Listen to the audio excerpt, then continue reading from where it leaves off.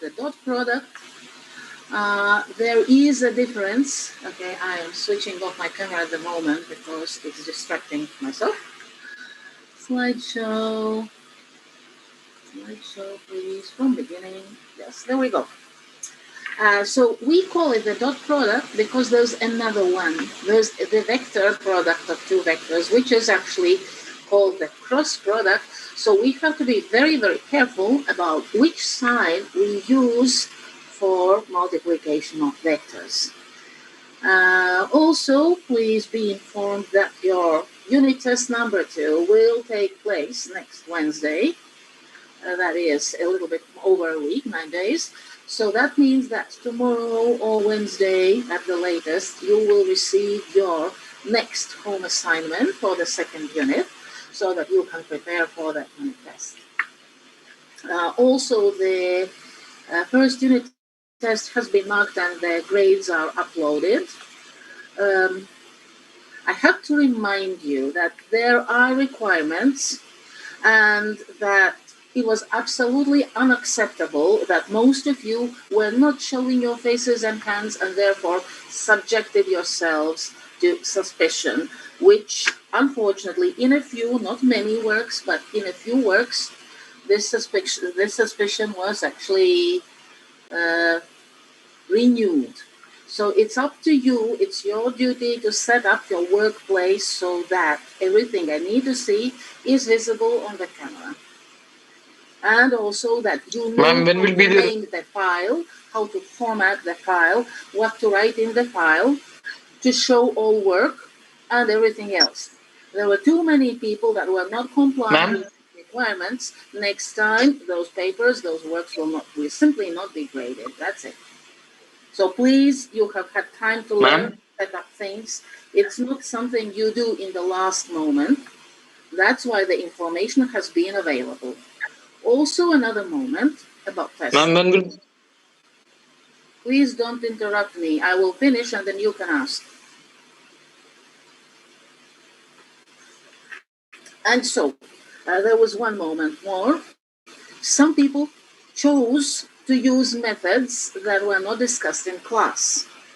So they studied them somewhere else. However, because I don't see your face and hands during the test, and because you don't offer any explanations, I cannot trust that you understand those methods. So the rule is, and it is actually written in the course requirements online in Ortus, that if you choose to use another method that is not discussed in class, then you have actually to explain what you are doing there so that I know that you understand what exactly it is that you are doing there, so that I can trust that you know what you are doing and you are not accessing something online during the test. I'm very angry about this. Some people who are repeating the course know very well that I'm really very strict about academic honesty. I won't stand any attempts of cheating, and if I suspect anybody, then basically for me that means you are not allowed to retake the test. So kindly do not give me any reason to suspect you. Then everything will work just fine. If there's any questions now. Is it allowed to solve home tasks from another methods? As with the explanation, of course. I just explained. If you choose to use another method, for example, for finding inverse matrix, for finding cofactors, for using Cramer's rule, I saw a very strange approach to Cramer's rule in a few papers. If it's something we have not done in class, then you have to reference it. However, if I ask you to use Cramer's rule in a certain task, you must use Cramer's rule. If I require inverse matrix method, you must use inverse matrix method, because that's stated clearly in the task. However, if you choose to use a strange approach to Cramer's rule, then I would need to know where you got that strange approach. Okay. That's it.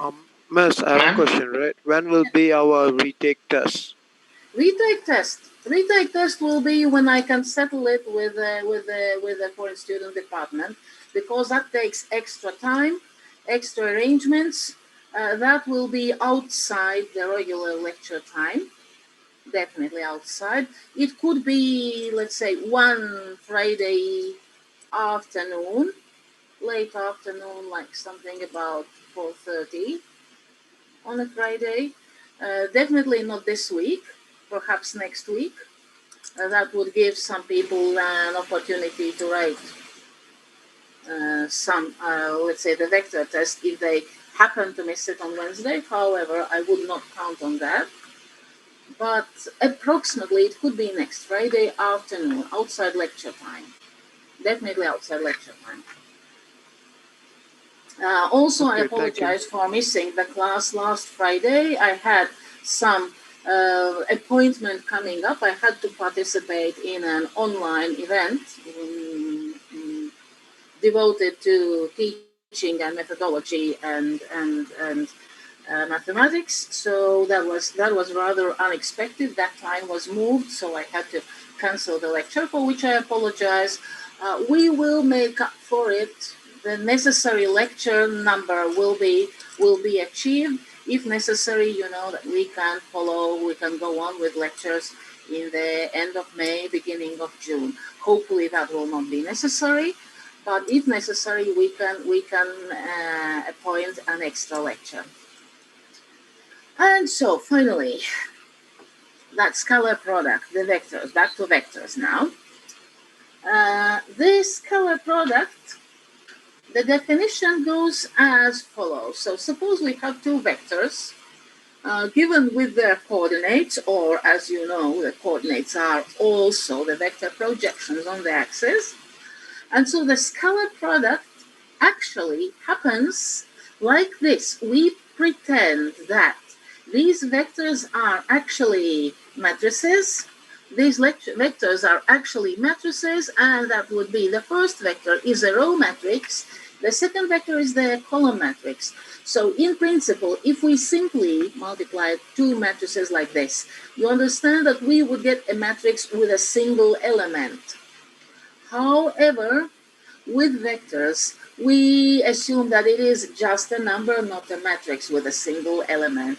But the method is exactly that. So we multiply the first pair, ax times bx, then we multiply the second pair of coordinates, corresponding coordinates, as you can see, ay, by, and then the third pair of coordinates, the corresponding z coordinates, az, bz, and then we add up all the products, just like we do with matrix multiplication when we are finding a single element of the product matrix.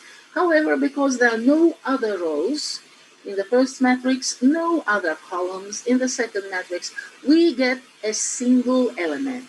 So when we think purely about matrices, then we should write this single element in the matrix notation.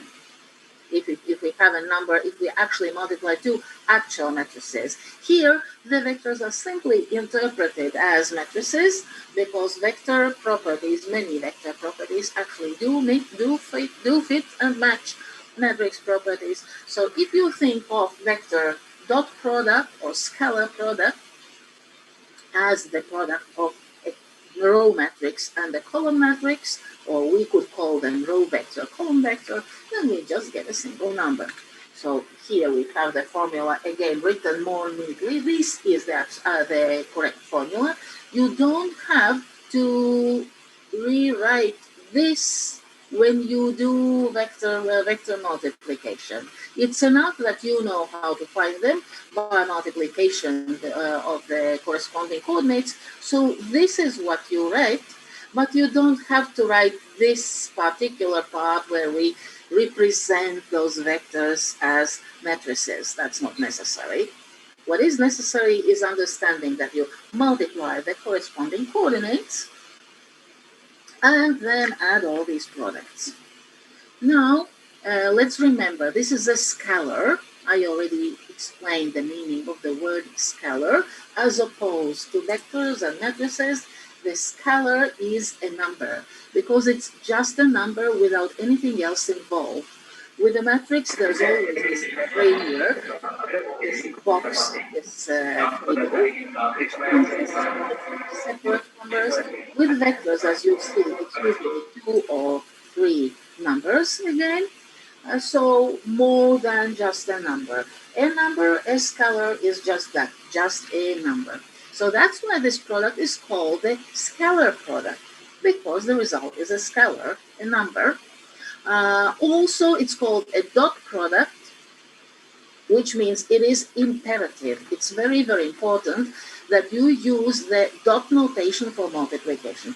In principle, let's say the cross notation for multiplication is good in, let's say, arithmetics, when you have numbers, plain numbers to multiply. For example, 1.2 times 3 over 4. Okay, you can use the cross multiplication, cross sign for multiplication if you have numbers. In algebra, in advanced mathematics, we generally don't use the cross sign for anything else. So in algebra, we use the dot sign for multiplication because algebra generally involves variables, not numbers. In arithmetics, it's important because we have, this decimal point, which can be confused with the multiplication dot, right? So that's why in arithmetics, it is permissible to use the cross multiplication sign. However, when we deal with more than numbers, we prefer to use the dot multiplication. And specifically for vectors, it is important to distinguish, because there will be another product where we will use the cross notation for multiplication, but that's for next time and Friday. Questions? Yes? Miss, I have a question. So, what happens if we use the cross notation for algebra? Will it be wrong? Yes, it is wrong. It is for vectors, it is wrong. For vectors, it is wrong. In algebra, well, it is acceptable, but you know that not everybody writes x like this. Many people actually write x using kind of a cross. So this is very easy to confuse with the multiplication cross. Even when you write x, as this, it's also sometimes easy to confuse. And therefore, we generally reserve the cross sign for numbers and the dot sign for multiplying variables or using in formulas and so on and so on. Yes, you may use the cross in algebra, but that's not very good style. In vectors, it's very strictly dot in some places and cross for the other product. Okay, let's see about examples. So this is the formula once again, and now let's see. One example, let's suppose we have a vector 3 minus 2, 4, and the second vector 2, 5 minus 3. It is very convenient to write the two vectors one below the other and then write the product. A times B would be 3 times 2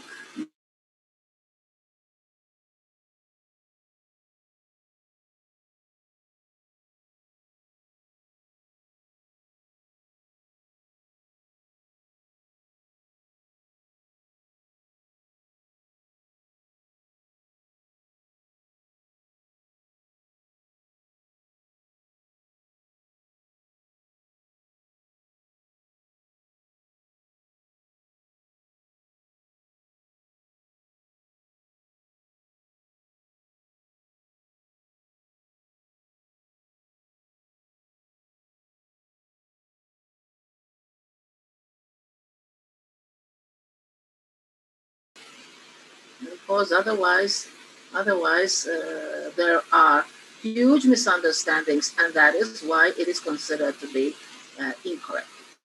And so we see that the scalar product would be 6 minus 10 minus 12, that is 6 minus 22, this is minus 16, a negative scalar product. Scalar product could be positive, could be negative. In this case, we see very clearly that it is going to be negative. And okay, that was the separating line a little bit. So I took up a little bit more space than I had planned. So the second example, vector A, 7 minus 3 minus 1, and another vector, 2, 5 minus 1. And now let us multiply these in the same way. So A times B would be 7 times 2 minus 3 times 5 minus 1 times minus 1. That is 14 minus 15 plus 1, and that is 0. So in this case, the scalar product equals 0. For vectors, this fact that the scalar product of two non-zero vectors, because A and B in this example, neither A nor B is a zero vector. And if we multiply two non-zero vectors and still get a 0, this has a special meaning in vector algebra and in geometry. We will see what exactly shortly. So we have had the definition of scalar product. We have had two examples. One result was negative, another result was 0. Of course, it can be also positive. And now the properties of the scalar product. So first of all, there's a very interesting thing that scalar product can be found by coordinates. As we saw, the definition was using coordinates. However, there is also a property for scalar product for the interpretation geometrically. In other words, if we have the vector magnitudes, that is the lengths, and if we know the angle between these two vectors, we don't need coordinates, it turns out. We can find the scalar product without knowing coordinates. So that's that. Let's say this is the picture. Let's suppose this is vector A, this is vector B, and so we see that we have the angle between these two vectors, provided the vectors start at the same point. If the two vectors do not start at the same point, you might make a mistake determining the angle, because the angle is between the directions. If you put the vectors one after the other, one vector, the other vector, this is not the angle that you see. It's not the angle between vectors. It's not the angle between directions. The angle between directions is when you stand at the same point, look in one direction, look in the other direction, like in direction A, direction B, and then find the angle between these two directions. So that would be the important part. So now the next property, pretty obvious again. A times B is the same as B times A. Of course, if we simply remember, for example, the definition of the scalar product, okay, AX, BX plus AY, BY plus AZ, BZ, repeating it again. Of course, it doesn't matter which vector comes first, because the products will be still the same.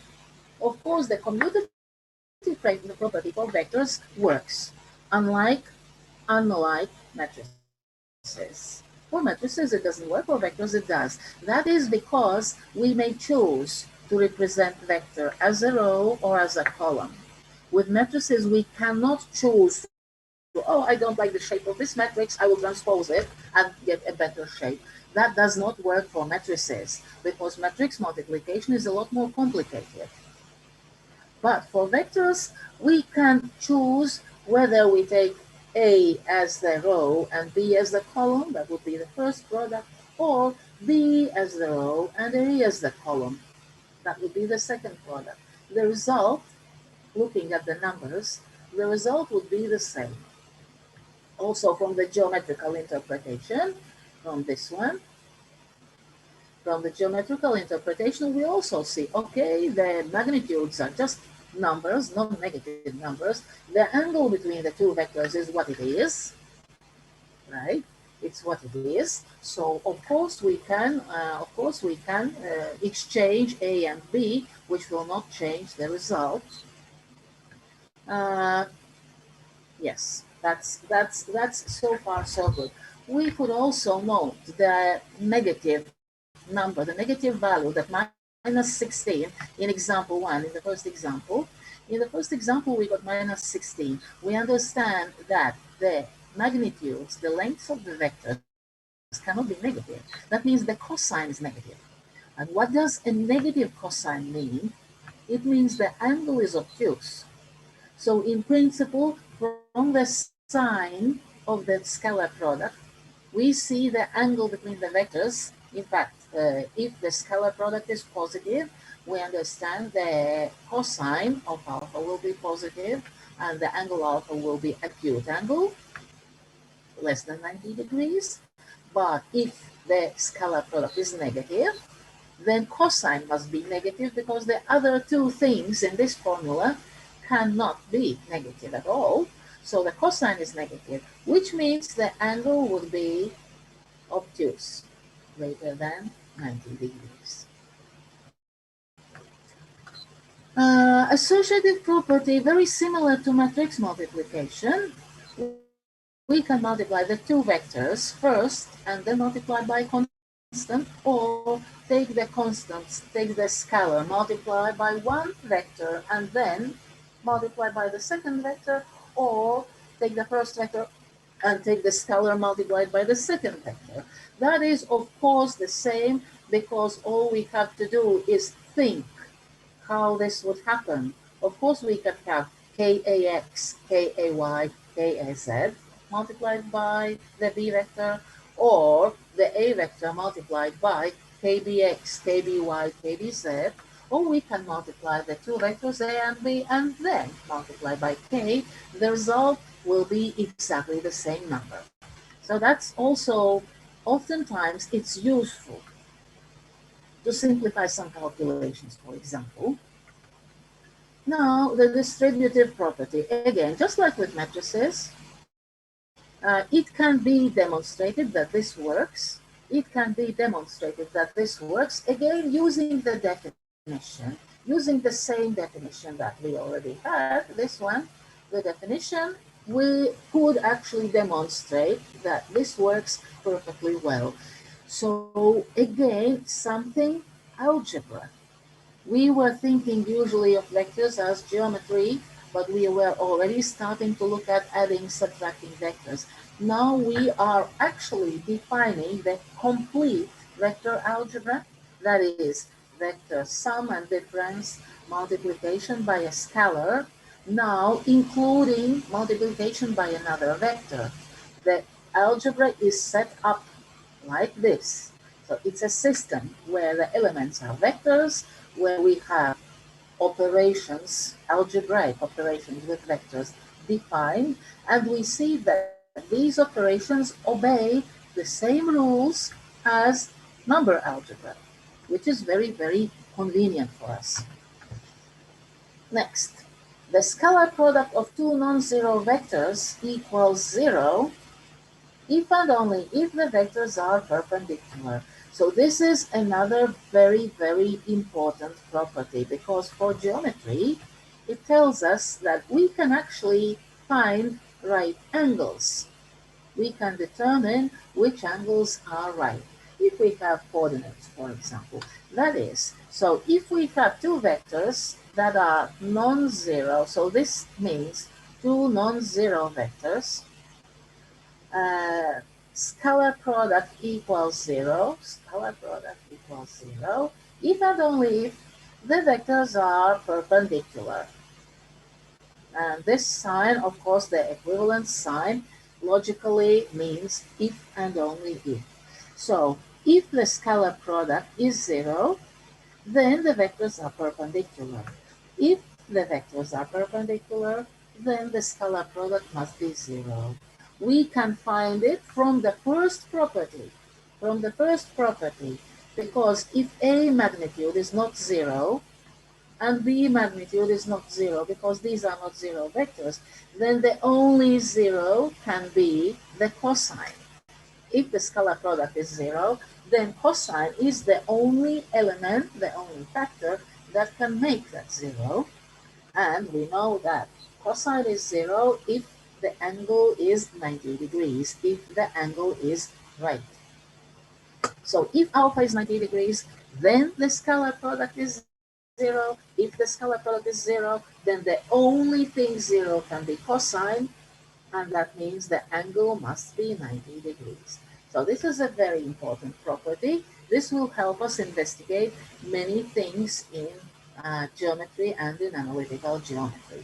But also this first thing, it is also very important. It is also very important. This helps us, the first property, helps us find the scalar product if we do not have coordinates, but we know the geometrical situation. So pure geometry on one hand. On the other hand, it will help us further on as well. Okay, applications now. So these were the previous ones. These were the 5 properties of scalar product, main properties that can be used. Now we will have the next applications. How do we use the scalar product? How do we use the scalar product? These applications are, of course, based on properties, and yes, also definition. The first, finding the angle between two vectors. How is that? How is that? So let's suppose we have vector A having coordinates ax, ay, and z, and vector B, ax, ay, az. We can find the scalar product using coordinates. We can find the magnitude of each vector, the length, using coordinates. And then we have the cosine of the angle between two vectors, which is the only unknown then. Which means we can find this cosine alpha by taking the scalar product and dividing it by the product of the two magnitudes. So if we know the coordinates, of two vectors, it's enough to know coordinates of two vectors. In principle, that means that we can find, let's say, if we have a triangle, if we know the coordinates of the vertices of a triangle in the plane or even in the three-dimensional space, if we do that, then we can find the vectors, vector from, let's say, A to B, vector from A to C, if we know the coordinates of these 3 points. So we have vector AB, and we have vector AC, and we use those vectors in this formula with coordinates to compute the angle in the triangle. So imagine any triangle in the space in 3 dimensions. You have a triangle, you have the vertex coordinates, you can compute the angles of this triangle. So we understand that, for example, if we have a system of coordinates and a very precise drawing, we could measure the angle, but in 3 dimensions it's very difficult. So especially in 3 dimensions, the calculations are important, and in engineering it's even more so. Next, to find the magnitude of a vector. This will mostly work for situations where we do not really have coordinates. So, because if we have coordinates, we can find the magnitude of the vector directly. We just use the formula for the magnitude, square root of the sum of the squares of coordinates. But if we do not have coordinates of a vector, we have some other expressions perhaps. Then we can think the vector, let's say, scalar square. What does that mean? Okay, the vector multiplied by itself, which means AX projection times itself plus AY projection times itself plus AZ projection times itself. So that would be the sum of the squares. So that would be the sum of the squares. That is AX squared plus AY squared plus AZ squared, which basically is the same as the magnitude squared. Because the square root of this sum, the square root of this sum is the magnitude. It is the magnitude. So that means that we have a very interesting idea. The vector scalar square, that is vector scalarly multiplied scalar product by itself, is the same number as the magnitude square. However, don't assume that because these two numbers are the same, the elements themselves are the same. In one case, we have the vector scalar square, and in the other case, we have its length square. So it is the same number, but the meaning is different. The number is the same. Vector scalar square, that is vector scalar product by itself, or magnitude square, that is simply number square, a number square. So the vector scalar square comes from multiplying vector by vector from scalar product, but magnitude square comes from magnitude, from length of the vector. So in principle, that is interesting that these two numbers are the same. It's very logical by definition, of course, but they do not exactly mean the same thing because vector and its magnitude are two different things. However, the squares are the same number. We will have examples with this idea, how to actually do it, how to use this property, how to use this application. Evidently, it's not really about coordinates, because if you have the vector coordinates, you just find the magnitude directly, square root of the sum of these squares, and that's it. If the situation is more complicated, then this is very useful. Okay, so there we go. If you need to find the magnitude, it would be the square root of the scalar square, even if the scalar square is found by a different method, by another method. What else? To find the projection of a vector. To find the projection of a vector, remember that if we project, again the projections, we used to talk about projecting a vector on a line or on an axis. In principle, that's absolutely sufficient, that we can say we project the vector, let's say A, on the vector B. So projection on B of A, meaning that the vector B actually represents this axis, the direction. And remember what it was by definition and by investigation. We saw that this is the magnitude of the vector A times the cosine of the angle between the vector and the axis. This looks very, very similar to the first first property. So what it actually is, we see it would be like A magnitude times B magnitude times cosine of alpha, which is actually the geometrical property of the scalar product, this one. And then, okay, we don't have magnitude of B, so let's divide by that magnitude of B. So it's the same. It's as if I multiply and then divide, multiply and then divide. So what this means is A times B divided by B magnitude. Or, in fact, the vector B divided by B magnitude is, remember, it's the corresponding unit vector in the same direction.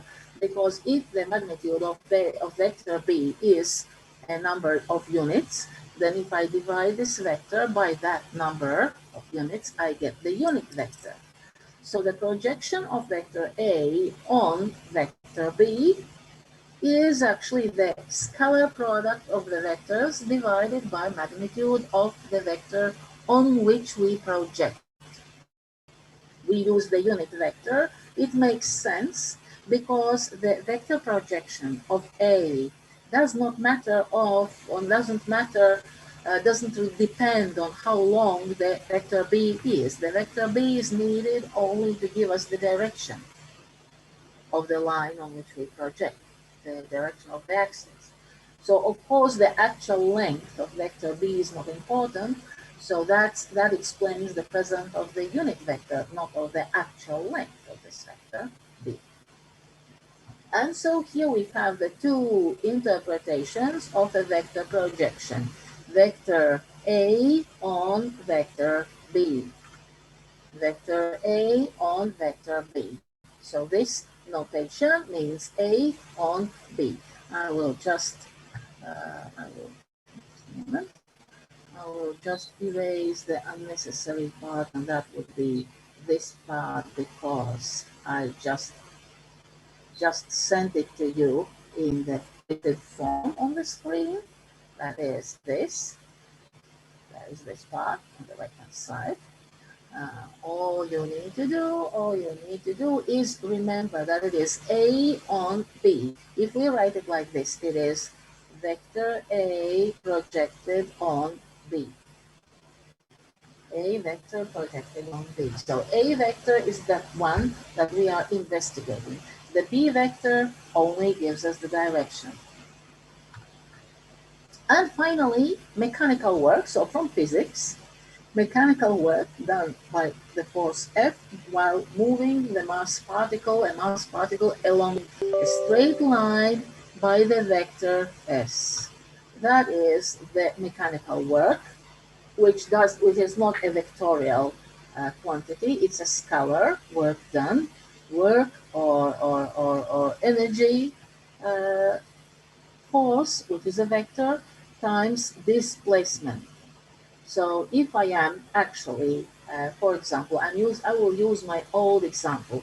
So suppose I have this toy car or toy wagon, and I am pulling it by a string, and I'm walking in that direction.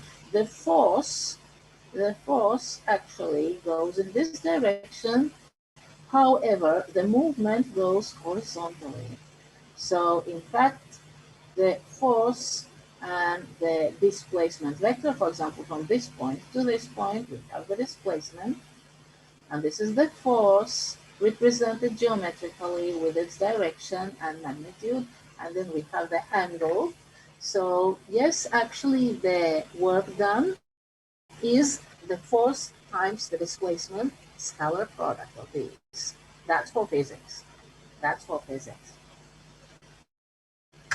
Now examples. Now we only have examples, and let's investigate how to deal with these. So suppose we have a triangle ABC. One coordinate of point C is not known, but what we know is that the scalar product can be used because the angle A is right in this triangle. We need to find K. We need to ask, so all right, what is the value of K? What is the value of K?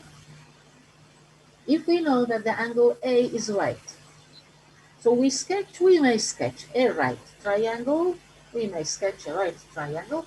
So a very good idea, as I have already pointed out in vector algebra, which is partly geometry, is make a sketch, mark the points, write down the coordinates of the points. So now we have a triangle, and we are asking that the angle is right. So I am actually asking that this is a right angle. I'm simply asking that this is the right angle. And so how to use the scalar product to find the value of K? Evidently, if the angle A is right, then the scalar product of the vectors AB and AC should be equal to 0. So I can say that vector AB will be perpendicular to the vector AC, the vectors that start at the point A, which we are investigating. We are investigating this vertex. That means that we must see the scalar product AB times AC. It has to be equal to 0. So to do that, of course, we need to find the vectors so that we can find the scalar product. So we'll write vector AB. Remember how we find the coordinates of vector AB? Subtract coordinates of B minus coordinates of A. The easiest way is writing vertically. So coordinates of B are 2, 2, 1, minus, minus, minus. Subtract the corresponding coordinates of A. That means minus negative 1, minus 3, minus 0. And we have the vector AB is 3, minus 1. And now we can write it horizontally. That's not a problem. 3 minus 1, 1. Or you can write it vertically if you prefer. So you may write it either way. Both ways are correct. Same vector. On the vector AC, the coordinates of C, which are minus 4, 0, and K, subtracting coordinates of A, that would be still subtract negative 1, means plus 1, subtract 3, subtract 0, which means that we have a vector minus 3, and K. Or if you like, minus 3, minus 3K, whichever way you prefer to write them. I would say that using IJK base vectors is the least convenient way of doing it. And now let us see the vector product, the vector scalar product, AB times AC will be found. And let's say I actually would prefer using this part, using these. So it will be evidently 3 times minus 3, minus 1 times minus 3, plus 1 times k. And this is minus 9 plus 3 plus k, and that is minus 6 plus k. And that means if it has to be equal to 0, so AB times AC is 0. This means that k must be equal to 6. And so I can simply take some bright color. Let's say, let's use red for the sake of change and say, all right, now we know it's 6. Now we know it's 6. Okay, now that's it. So in principle, to determine the right angle, first of all, we need to make sure that we understand the vectors. We have to write, first of all, you see, we have to write down the coordinates of the vectors, even if one of the coordinates is still not known. Then we understand that the product of these two vectors must be equal to 0. So we write the product of these two vectors, still involving the unknown number k, but as soon as we say, but if the vectors are perpendicular, this product must be 0, we can conclude that k value must be 6 and no other. So that would be how we can use scalar product to find unknown numbers, for example, sometimes. Another, verify using the Pythagorean theorem. That would be just checking the magnitudes. Remember that if the triangle is a right-angled triangle, then the Pythagorean theorem connection should be true, or the other way around. If the Pythagorean equality is true, that means that the actual triangle is right. And so we simply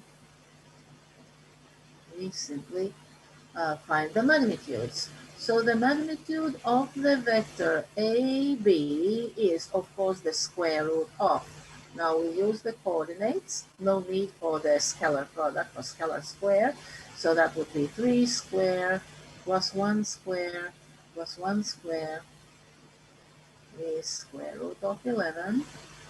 The magnitude of AC is square root of, now we use 3 square plus 3 square plus 6 square. So that would be 36 plus 18, that is 54 under the radical. And finally, we don't know the third side, the side BC. We can find the vector BC. We can find the vector BC, that is C coordinates minus B coordinates. Minus 4 minus 2 is minus 6.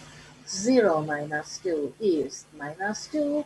K is the K, that is 6 minus 1 is 5. Now we are using the K value 6 to find the last coordinate, 6 minus 1. And the BC magnitude or length is square root of 36. 6 square plus 2 square plus 5 square, that's 40 plus 25, that's square root of 65. And now for the Pythagorean theorem, AB squared plus AC squared has to be equal, if this is a right triangle, then it has to be equal to BC squared. So square root of 11 squared plus square root of 54 squared has to be equal to square root of 65 squared, or 11 plus 54 is of course equal to 65. So we have verified that this triangle actually is a right angle triangle in this case with this value of K. So in principle, there are some people who like to prove the right angle using this method, but for that purpose, you have to read your, let's say, the homework task or the unit test or the midterm examination task very carefully. If the task says use the scalar product to prove that the angle is right, then you have to use the scalar product. If on the other hand, it doesn't tell you how to prove that the angle is right, you might use the Pythagorean theorem. But please pay attention, if the task states use the scalar product, then you have to use the scalar product. And one more task, how do we find the cosine of angle B? Again, use scalar product. In other words, knowing the properties of the right triangle, yes, of course, we can use, so angle B, we can use the adjacent side and the hypotenuse to express the cosine. Yes, of course, we could, but it says use scalar product. Use scalar product. So the cosine of angle B would be, first of all, the scalar product of the two vectors starting at B. Starting at B. See, we need to use vectors BA and BC to find the angle B. So we will have BA times BC divided by the magnitude. BA magnitude BC. Fortunately, we do have the magnitudes. BA magnitude is the same as AB magnitude, of course. That is square root of 11. Magnitude of BC is square root of 65. Now BA times BC. BC, the vector is known. BA, the vector BA is the opposite of AB. And so if AB is this, then the vector BA is the opposite vector. It is minus 3, 1, minus 1. In other words, it is the opposite of AB. This is an explanation that I wrote. And now let's take the two vectors and find the scalar product. So BA and BC, I will copy it one more time. Minus 6, minus 2, and 5. And so the scalar product is 18 minus 2 minus 5, as you can see. I'm writing those products. If my vectors are written here, I can afford to write the scalar product already in a shorter form. So that would be 18 minus 7 is 11 divided by root 11, root 65. That would be root 11 divided by root 65. Or if you want to get rid of the radical in the denominator, multiplying the denominator and numerator by square root of 65, we get 5, 1, and 7. Something 650 plus 65. Yes, that's it. That's it. So yes, if you like, you can write it like this. It's not necessary. I would accept square root of 11 over 65, in fact, even that. And then, of course, if you need to find the actual angle, in that case, of course, you can use the calculator and the inverse cosine function, the arc cosine function, to find the angle, to evaluate the angle. That, of course, is also possible. Now, the problem is, of course, to make sure that both vectors start at the same point. If we want to know the angle B, we have to make sure that the vectors start at the point B. We must make sure that the vectors start at the point B, because otherwise you might get not the actual angle, but perhaps the obtuse angle, because the scalar product might turn out to be negative. It might be the wrong angle. So this is how to use scalar product to, let's say, work with angles.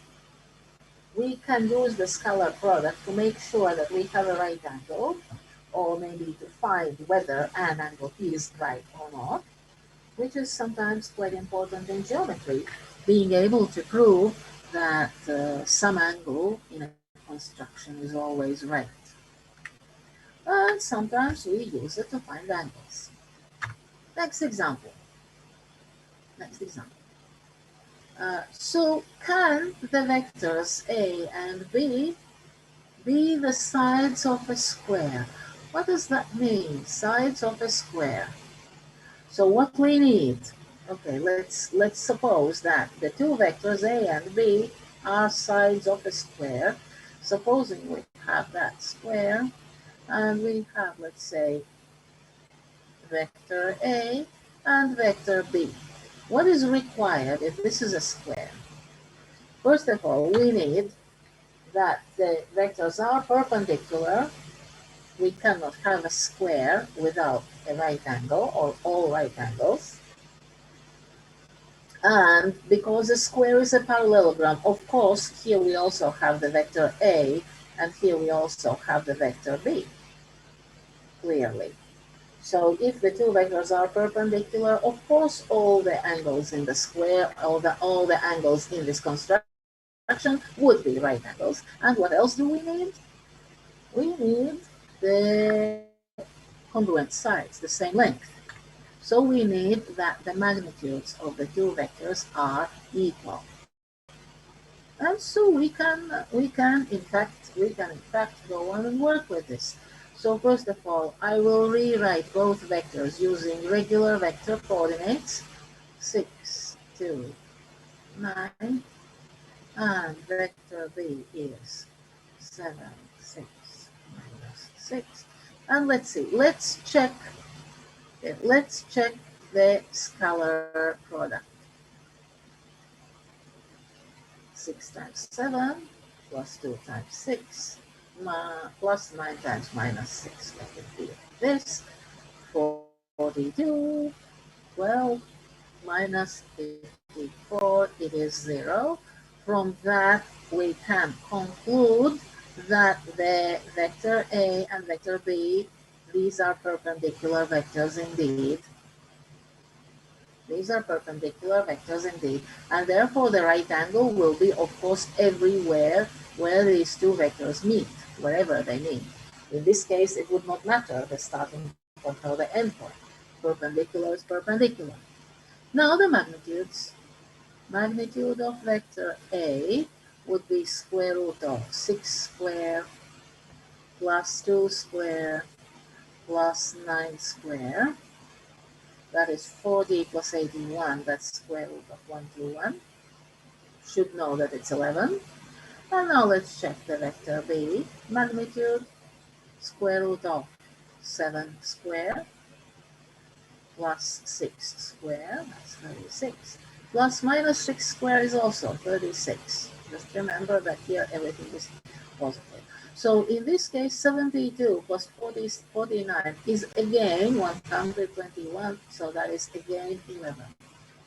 So now we have two vectors that are the same length and perpendicular, and therefore, if we construct this parallelogram, it will indeed be a square. So the answer is yes. The answer is yes. So magnitude is the same as the magnitude. So from these two both things, check first thing, check second thing. So the conclusion is yes, they can be, or they are the sides of a square, because we can place the vectors wherever we like.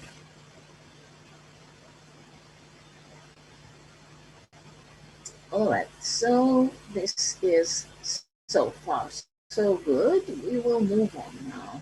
Next example.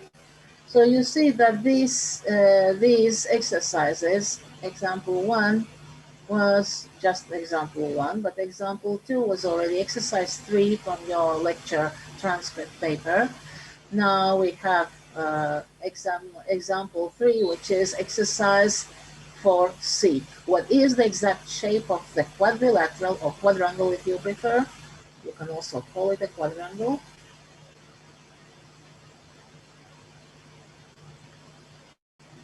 Quadrilateral or quadrangle, whose vertices are given. These are the vertices of this quadrangle. So the question is, of course, how do we investigate a quadrilateral? How do we investigate? What do we do about this? So what kinds of quadrilaterals do we know?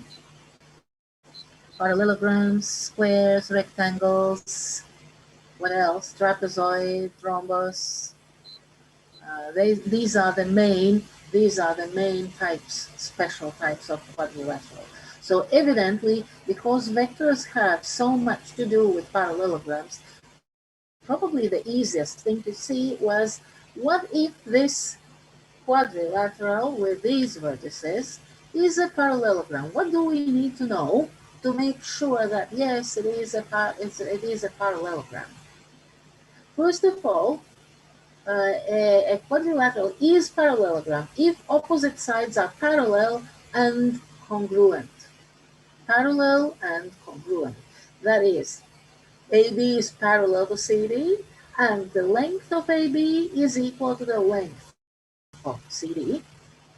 Or another way of checking would be if AB and CD are parallel and AD and BC are parallel. But in this case, because we are dealing with vectors, it's better that we actually deal with two sides only. Only two sides. So in principle, we need to say that vectors are equal. If the opposite side vectors are equal, that means that the sides are parallel, because equal vectors are, of course, going in the same direction, parallel, and also the same length. It's the same vector. And so we would check that vector AB is equal to the vector DC. Please pay attention to the order of vertices. It's not AB vector equal to CD. AB vector is opposite to CD. Pay attention to the directions. AB vector is equal to DC. AB vector is equal to DC. We can just start by checking it. Okay, so let's do it. So first of all, let's check for parallelogram. Is this a parallelogram? Let's see. Vector AB is from B subtract A coordinates. So 3 minus negative 1 is 4. Minus 2 is minus 4. 1 minus negative 2 is positive 3. That's the vector AB.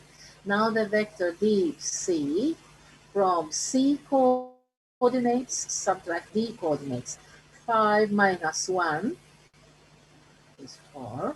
3 minus 7 is minus 4. 5 minus 3, 5 minus 2 is 3. So yes, because vector AB is equal to vector DC. You can also take, if you prefer, you could take, for example, vector AD and ask that it is equal to BC. So there are options, of course.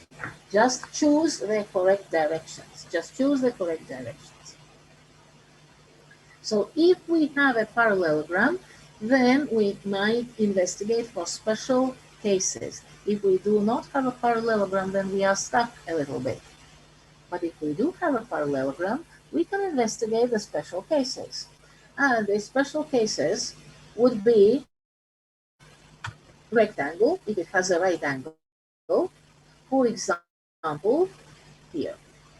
We don't know. And then there's another way, another special kind of quadrilateral, and that's a rhombus. Rhombus if a parallelogram has congruent adjacent sides. Because if two adjacent sides of a parallelogram are congruent, then all sides of parallelogram are congruent because the opposite sides are always congruent in a parallelogram. So it's enough that we check two sides. So is there a right angle, and are these equal? Are these lengths equal? Are the two sides congruent? That's something that we don't know. And of course, if we have both these properties, if a parallelogram is both a rectangle and a rhombus, then of course we have a square. So square will happen only if we have a right angle and we have the same length sides as we had in the previous case with a square. We already have a square. All right. So the second thing, let's check the right angle. For that purpose, we need to find, so is it a rectangle? Let's see, is it a rectangle? So let's find the vector AD. The vector AD, D coordinates minus A coordinates. 1 minus negative 1 will be 2. 7 minus 2 will be 5, and 2 minus negative 2 will be 4. Now let us check the scalar product. So AB times AD. If this is 0, then we have a right angle. If not, then not. So AB, 4 times 2, minus 4 times 5, plus 3 times 4. This is 8 minus 20 plus 12. Positive numbers, 8 plus 12 is 20, minus 20 is 0. So yes, the angle DAB is right. Or you can write the magnitude, the angle is 90 degrees. Or you can write AB is perpendicular to AD. So yes, this is a rectangle. So we have a rectangle. But it only comes because we already know that it is a parallelogram. If we do not know that this is a parallelogram, then for rectangle, we actually need to check 3 angles, because if 3 angles of a quadrangle are right, then the fourth angle must also be right. So actually, it's best to start the investigation by checking whether this is a parallelogram. And if yes, then we can go on further. Now let's check the rhombus. Is it a rhombus? Let's check the side lengths. Let's check the side lengths. So AB magnitude, that is the length of side AB, would be, let's see, 4 squared plus negative 4 squared is again 16, plus 3 squared, which is 9. 32 plus 9 is 41. So the length of AB is square root of 41. And the length of AD, AD is here. So 2 squared, 4, 5 squared, 25, 4 squared, 16. So 4 and 16 is 20, 20 and 25 is 45. So we see that no, this is not a rhombus.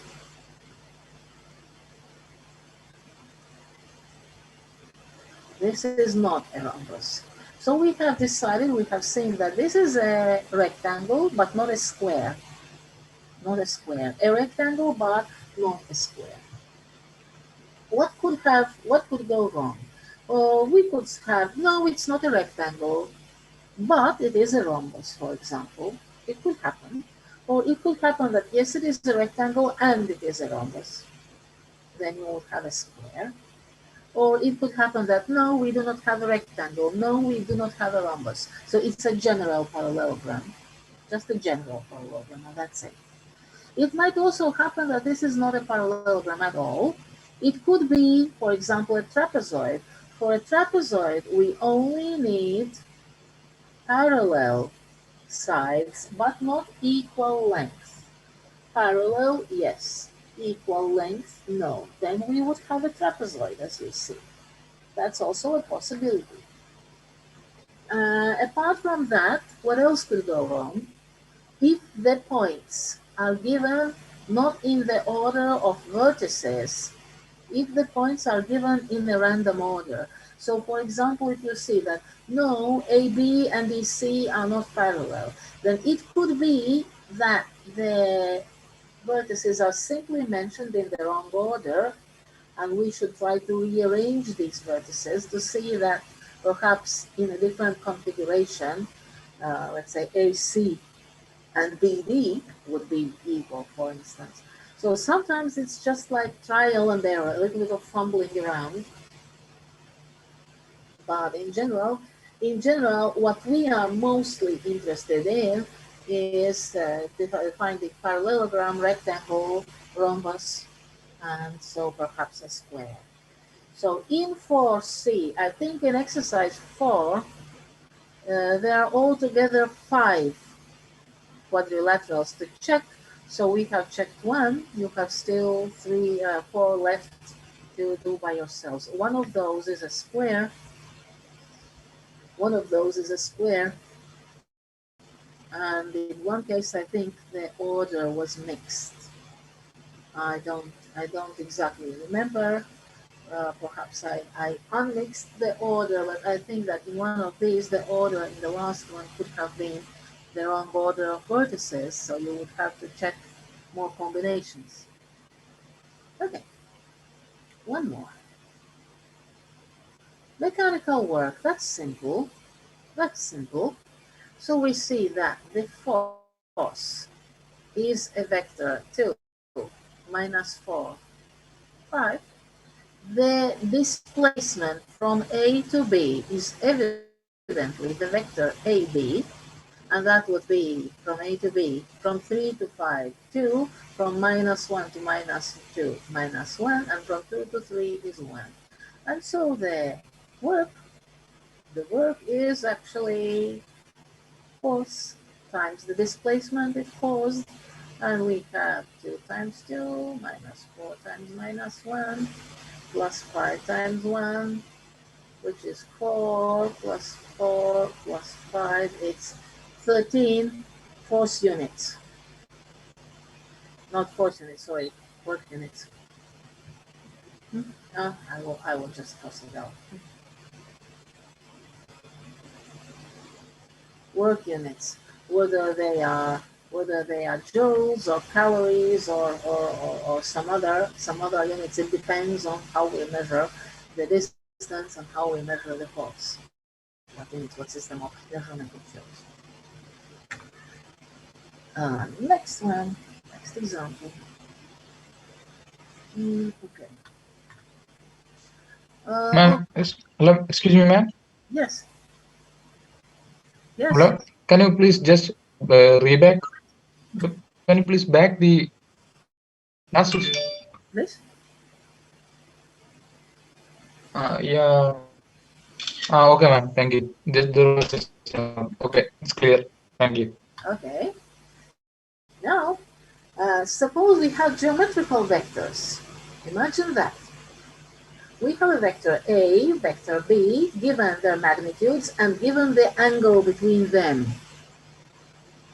So perhaps we have the vector sketch. The vector A, then the vector B, which is only 2 units long.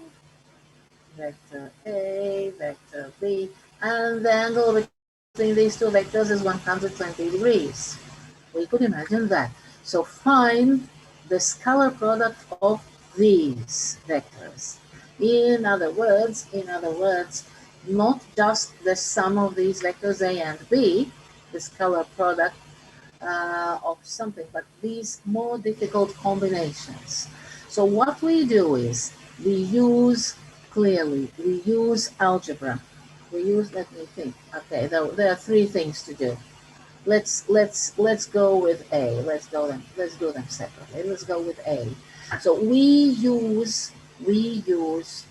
pure algebra.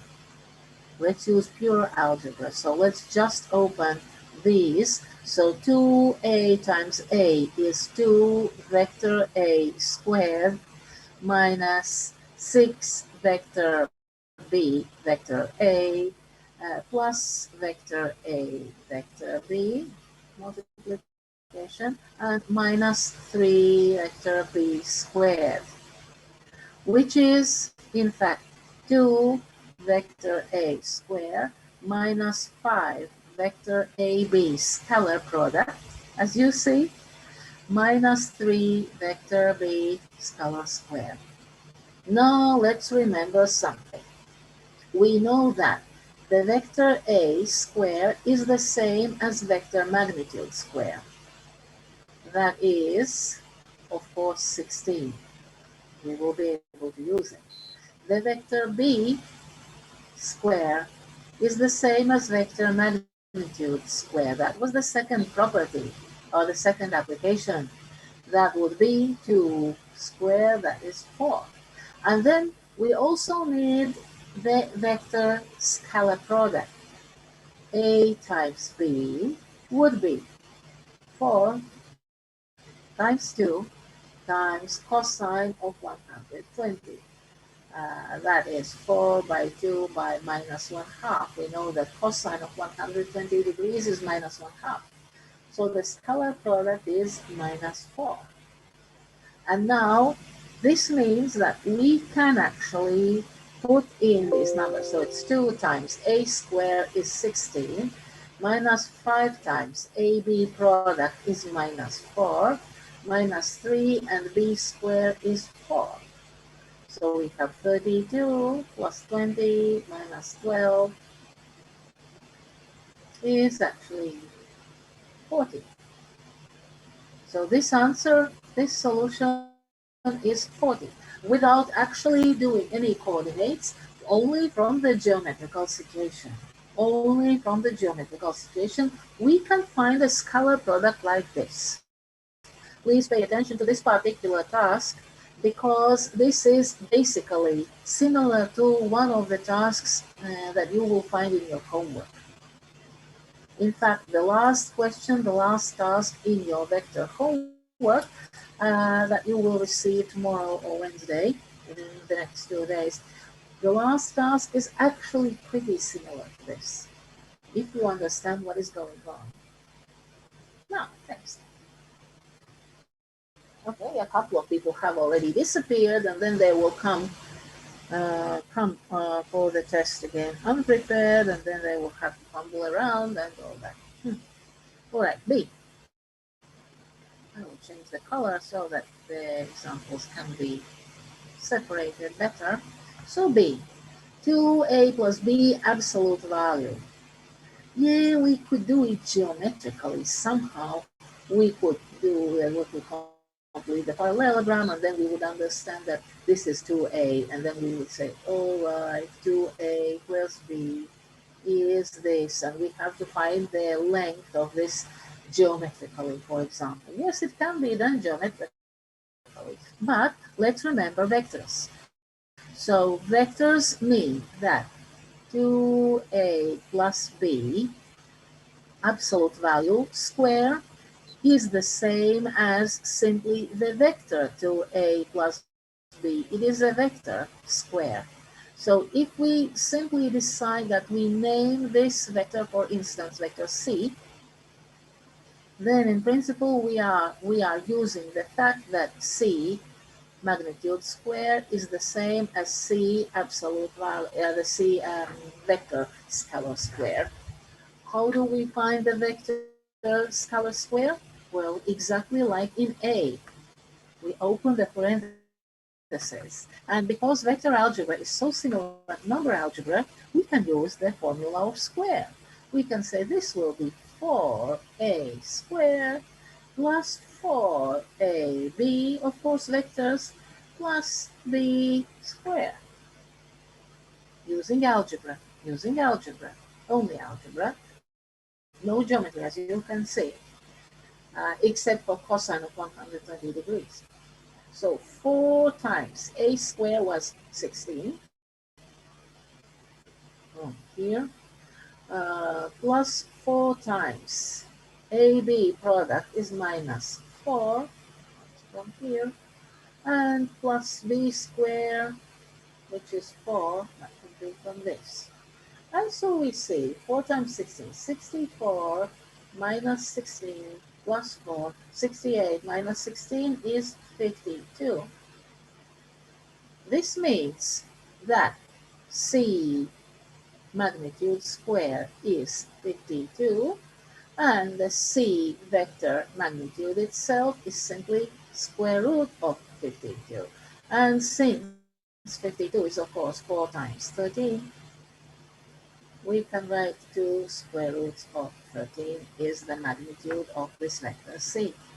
So you see how we can use algebra to perform some geometrical tasks in fact. Of course, what kind of tasks they are depends on what we need in specific situations. Still, now we are at C. Let's see what we can do for C. For C, let's go.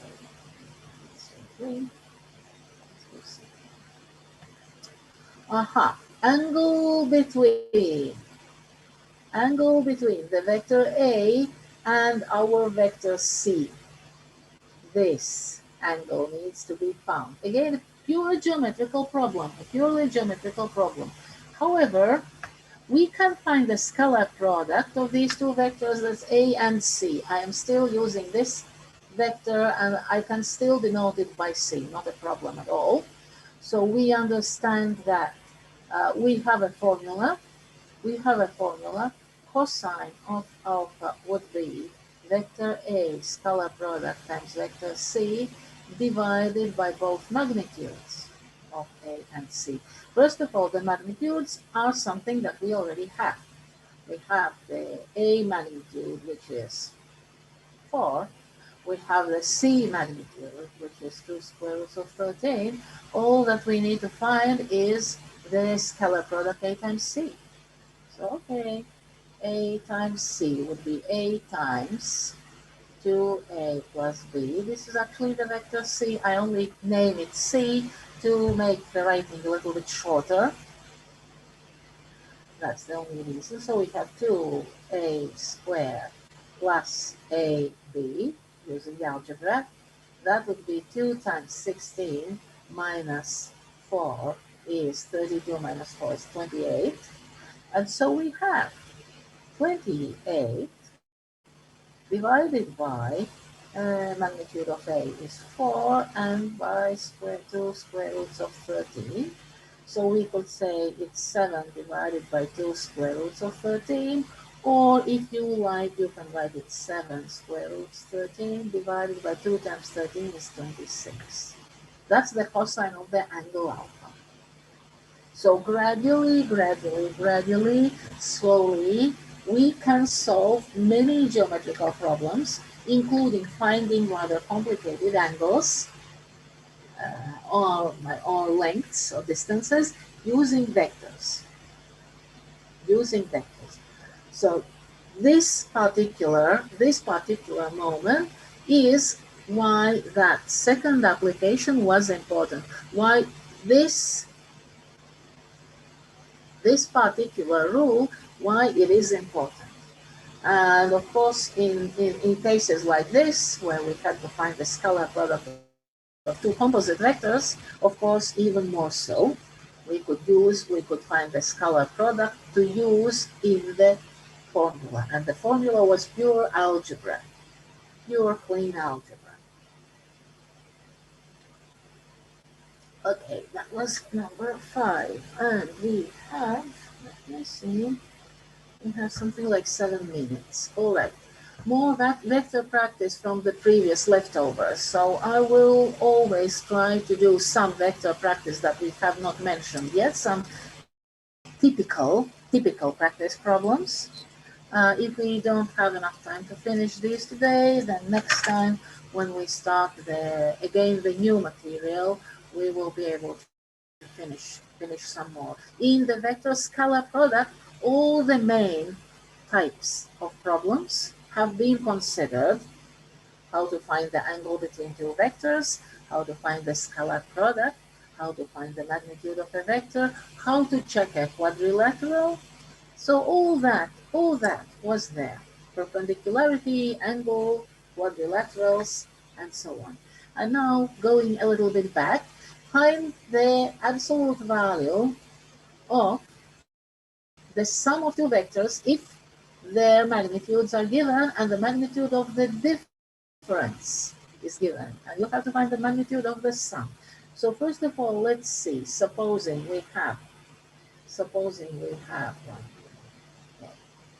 vector A, vector B, for example, and suppose we have vector A minus B. Remember, A minus B means the vector going from B to A, so this vector is A minus B. We know that magnitude, and what we need to find, the other diagonal. We need to find the magnitude of the vector that starts at the same point where A and B start. So this would be A plus B. I'm reminding you the vector addition subtraction in a parallelogram if the two vectors start at the same point. So one option would be use geometry. For example, you could use cosine rule to express the cosine of the angle between A and B, then understand that the obtuse angle has cosine opposite, and use cosine rule one more time to find the other diagonal. That's one possibility. There are other possibilities, and there are some very nice situations with parallelogram. For example, we can use vectors to prove the property of diagonals of a parallelogram, but at the moment that's not important. But in principle, I see 13, the length, the magnitude of the difference of vectors, and I see something that I don't know, that's the magnitude of the sum of the two vectors. So I will do something like this. So what about the squares? This is something like this. This is, of course, the magnitude of square. This is 169, but it is also the same as the difference vector squared as a vector.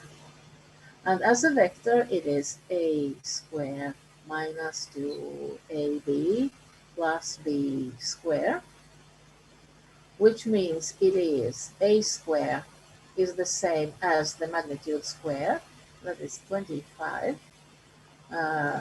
minus 2ab, which we do not know, plus b squared, and b squared is 100. So in fact, we have 125 minus 2ab. Scalar product is 169. So from there, we can find AB. But at the moment, I'll stop here for a while. Now I'm going to do the other vector. I will do vector A plus B, absolute value, which is, of course, A plus B vector scalar square. So I have A square plus 2AB plus B square, which is 25 plus 2AB plus 100. And so this is 125 plus 2AB. And we don't know how much it is. So now we have two equations. One of them is this. From this we can find that 2AB is actually a certain number. And then we put it in there into the second equation. So from this we would see that minus 2AB would be 169 minus 125. So minus 2AB is 44, and 2AB is negative 44. So what remains is writing 125 minus 44, which is 81. And so we see, because the square of the magnitude is the same as the square of the vector is 81, then the magnitude itself, the length of this other diagonal of that parallelogram, is of course square root of 81, and that's 9. So now we have found the magnitude of that yellow vector of the vector A plus B. So this is again a little trick of finding, let's say, magnitudes of vectors. So this still uses the scalar product. It is possible to solve this without using the scalar product, in a perhaps somewhat different way, but at the moment, the scalar product is the most efficient way of doing this, is the most convenient way of doing this. So scalar product is actually quite a valuable invention. Check the time. All right, okay. Position vector. Okay, I want this one. And then I will leave the remaining part for Wednesday. So vectors are perpendicular. We have to find the scalar product and say it must be equal to 0. So vector A times vector B is, vector A times vector B is n times minus 12, that would be minus 12n, minus 3 times n, so minus 3n, plus 1 times 14, that is plus 14. And it has to be equal to 0. So what we see is minus 15n equals minus 14, and n has to be 14 over 15. And that's it. And that's it.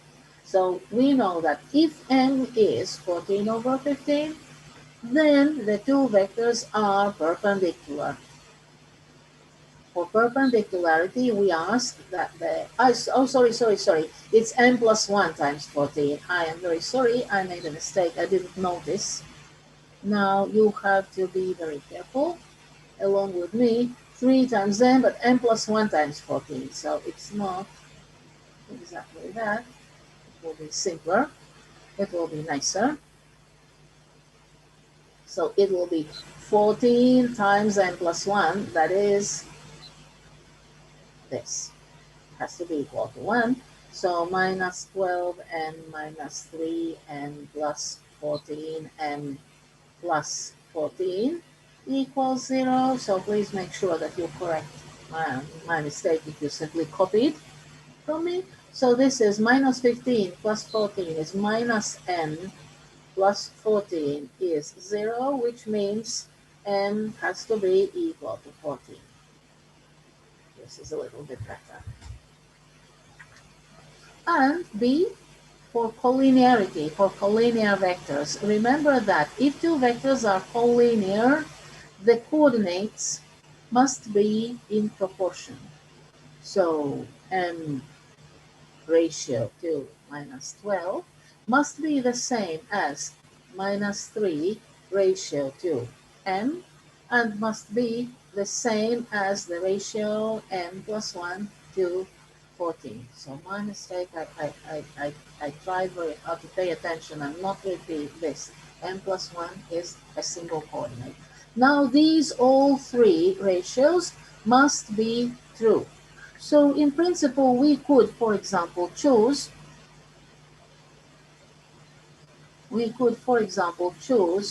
the first proportion and say, all right, solving it as a proportion, m times n, cross multiplication, m squared must be equal to 36. So m should be positive or negative 6. Now that's it? Is that it? No, not yet. No, not yet. Because now we have to check that if m is positive, negative 6, these first two ratios are equal. But are they also equal to the third ratio? That needs to be checked. So this is only half of the solution. Now we need to check. If m is 6, then we have 6 over minus 12 from the first ratio has to be equal to 7 over 14, which is not the case because one ratio is negative, the other one is positive. So no, which means no, m is not equal to 6. Now let's check the other one. If m is minus 6, then we have minus 6 over minus 12 has to be equal to minus 6 plus 1 is minus 5 over 14. Again, we see very clearly this is not true. So m is not minus 6. So yes, sometimes you will see that the check works out and you can have that m value that you found, or one of them at least. But sometimes, like in this case, we see that neither of the two m values that we found, neither 6 nor minus 6, works with the third ratio. So in this case, the answer would be there is no such m value. No such n value. There's no such n value that the two vectors would be collinear. In other words, these two vectors will never be collinear. Whatever the m value is, these vectors are not collinear ever. Miss, so can we say there's no solution? Yes, you can say no solution. Yes, you can say no solution. But it's just sometimes you will have a solution and sometimes you will have no solution. All right. So this is where we stop for today. Miss, I have a question regarding the retake test. Yes. So for the first test, I get 8 over 10, and the only error was that I put a wrong matrix and did the working correct. So for if I want to retake the test, and if I get a lower mark than my previous test, will I? That's a very good question. That's a very good question. So in principle, the retake mark should be V1. But let's say if you have a high mark and that you know that you made a stupid mistake and that you actually know matrices very well, and if you apply for a retake, I would simply give you, let's say, a slightly more difficult task, and if you deal with that, then you'll get a higher mark, like an additional task to increase your mark. That only applies to high marks, however. So I don't understand what you mean. Like, So what happens is that if you do think that that was a silly mistake and that you can let's say get more in principle, then I might just give you one extra problem for the retake. so you will just give me one questions for the retake? For example, yes, it could be one or two, but let's say a little bit different level, not very difficult, but just a little bit more than this. But not three Okay. questions, definitely not three questions. Okay, and miss, if I get a lower mark in the retake test than the real test, will No, I? no. For those, no. If you have that 8, then no. You will have your 8 anyway. Oh, okay. So if I It basically depends. For example, if somebody got a 4 and wants to retake, then it might be risky. It might be risky. If they know it really better than a 4, then they will get a 5 or 6 perhaps. But it might be that 4 was already an accident and they actually don't know. So in principle, officially, it should be the retake mark and that's it. In reality, I am looking at it and I'm from a more flexible viewpoint. okay, That's it. okay. So since I get 8, I will only get 1 or 2 questions and not 3, right? Uh-huh. Yes. Okay. Yes. Okay. Thank you, miss. And how we can apply to retake? I will put up. There is an option in Artus, just like there's an option assignment. There's also an option for survey, like it's called choice, I think, as a question. So in principle, I'll put it up there, and those who want to do that retake will simply mark themselves in there. They will tick it off, and that's it.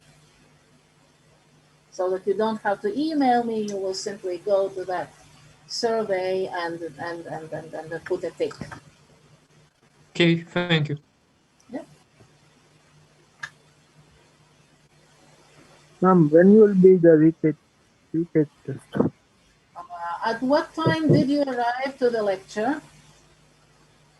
What, I ma'am? was talking for 10 minutes at the beginning ma'am. of the lecture. When will be the retake test will be? I Conduct. did, as I said, I did mention that at the beginning of the lecture. Next week, definitely not this week. Okay, Very ma'am. possibly Friday afternoon. Okay, ma'am. Thank you so much.